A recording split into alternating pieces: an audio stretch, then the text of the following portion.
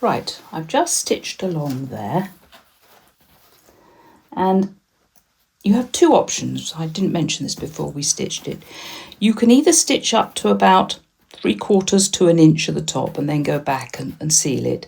That will make turning the angel the right way round a lot easier, but it means that you'll have to just do a little bit of hand sewing afterwards.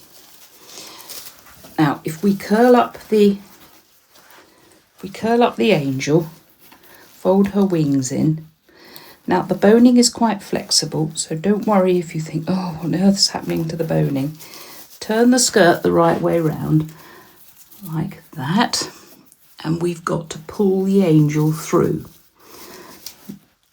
Now, the start and the finish will be a little bit difficult, and at some point or other, the boning you'll think, oh, I can't get this through.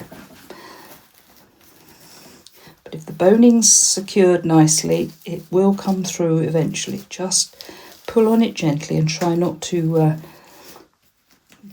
damage that back seam.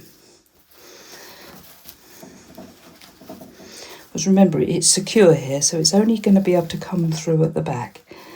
Sometimes it's easier, and sometimes it's a little bit harder. I'm squeezing the head so that the head isn't so flat. There we go, here comes the binding.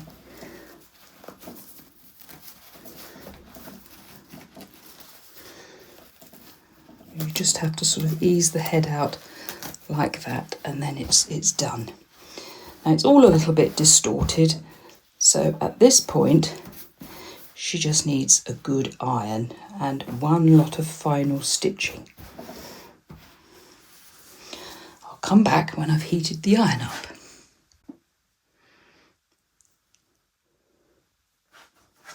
Right, I'm actually I did the other sewing in a white, but I've found an ivory thread here, which will be a lot better for these securing stitches that we do on her elbows.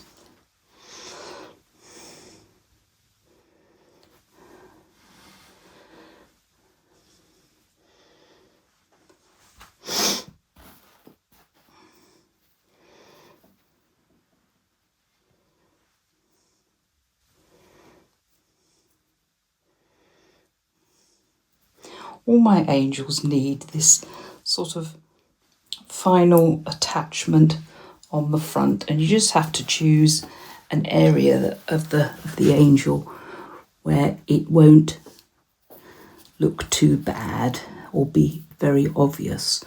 Now, we've got a lovely swirl here, which is perfect, which comes out on this particular angel, comes out at where her elbow is. And I'm going to come up, whoops, I'm going to come up, go up inside the skirt. I'm going to come up here, all right? I'll drop the window, drop the needle. Now make sure when you do this that you haven't twisted her in any way. So I'm going to come up through the bottom of the elbow, all right? And all I'm going to do is do a couple, oh, it's quite hard.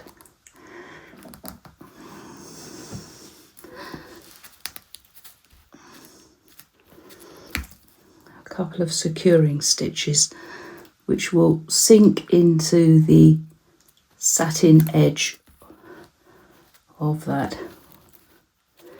You've got to keep the wings out of the way. You get caught round the curls, and make sure on each one that you've, as you see, that's hiding. I hope that's showing on the camera. Which is positioned hopefully in the best place, so you can see what I'm doing rather than looking at me. And then you need to come up out on the back.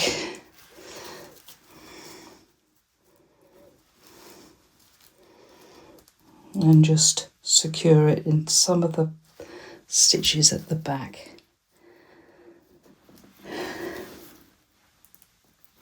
Or, better still, let's take it through the lace skirt and come out here between where we've got the back of the sleeve.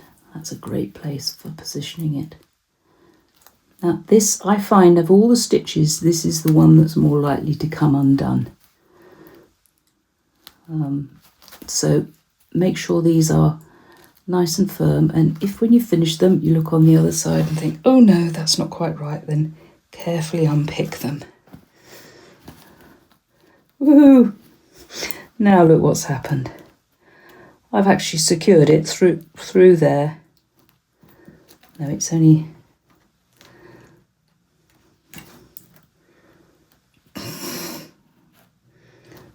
That's it. I'm going to cheat here and just trim that away, but obviously if that happens to you, that's no good, and the whole lot's coming undone. But it will hold, for now it will serve its purpose. So be very careful there. And then you just need to go on the other side and match that exactly.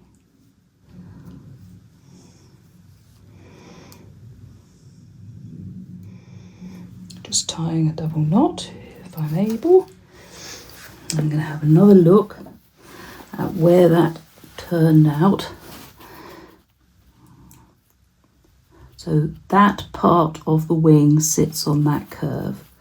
So that part of that wing sits on the same curve. I'm going to do it differently this time. I'm going to secure it. There's plenty of stitches on the back of the bodice, because there are 3 layers of stitches. There's the underlay, and then there's the sort of body, and then the decorative bit goes on top of that. Oh, my thread's broken now. So as you can see, sometimes it can be a little bit of a challenge. This rayon is not as strong as I thought it would be.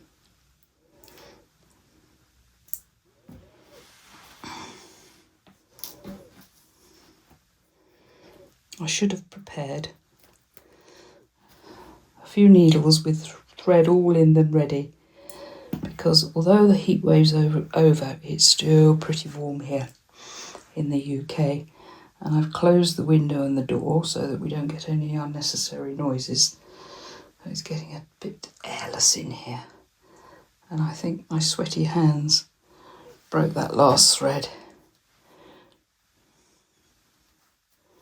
I saw a wonderful video about knotting your thread, but I tried to learn it, but I've forgotten it.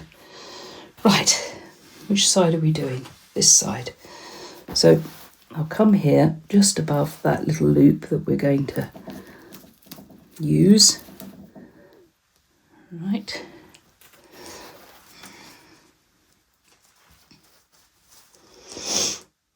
Oh, that pulled through.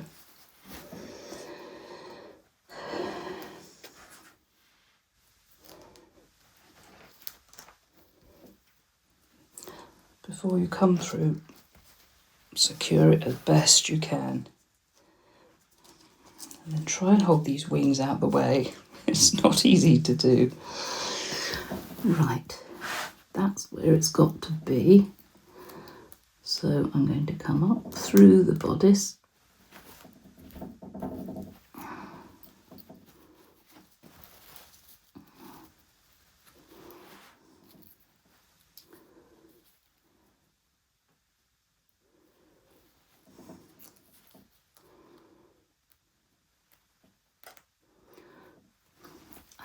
I'm wondering as I'm doing this whether this would be possible to do before you did everything, before you connected everything. But in truth, these securing stitches, if they're placed correctly, will actually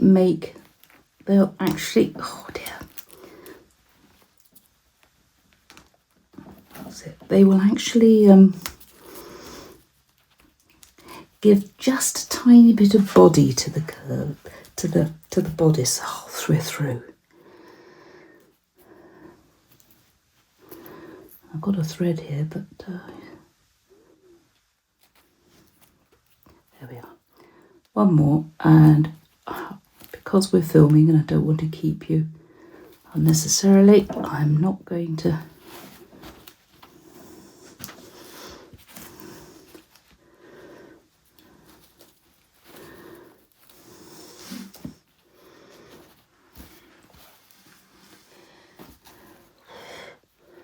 and I thought it wasn't hot today. What it must be like when you're filming with lights on. Fortunately, the daylight is lovely in this room. There we are. I'm going to secure that one more time. There we are. She's actually finished now, but she needs a press. So the first thing you want to do is press the wings, because obviously when you turned her inside out, she went through the wringer. And you want that lace wing to sit nicely, and if you don't feel it's stiff enough, then a little bit of spray starch will do the trick. Just securing that one down there, and then you want to press inside the skirt. You'll see I'm doing everything on the back of the lace. Turn her over and press the back of the skirt. There we are. Now this cone, as I may have explained before, is the same size as the skirt, and you just overlap it a little bit and pop that inside. And there is another lace angel, except she's off camera. Let me move the camera so you can see her.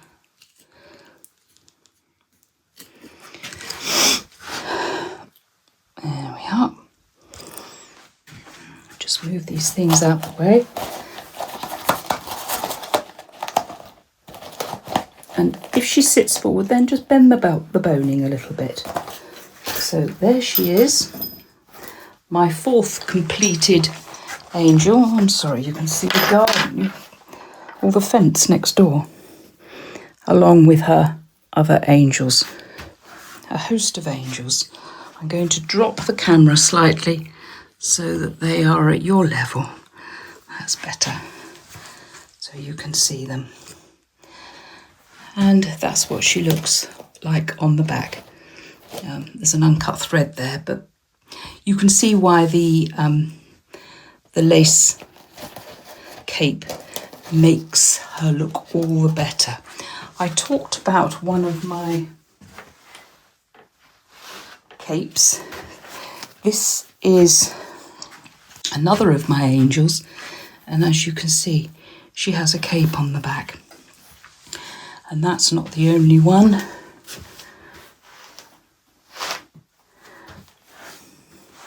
This one here has a cape on the back. Looking at that first cloth cape, it's not the right shape for the, there's too much head in it. So that wouldn't suit. But, and you couldn't really trim it. So, something to think about. But, I like the finish with that needs a press. As you can see, they're not quite as stable with the plastic, without the plastic mount. But there is our finished angel, and I hope you enjoy making her. And I would love to see how your angels turn out, what colours you choose. So I look forward to hearing from you. I hope you've enjoyed this tutorial. And until next time, happy embroidering. Bye.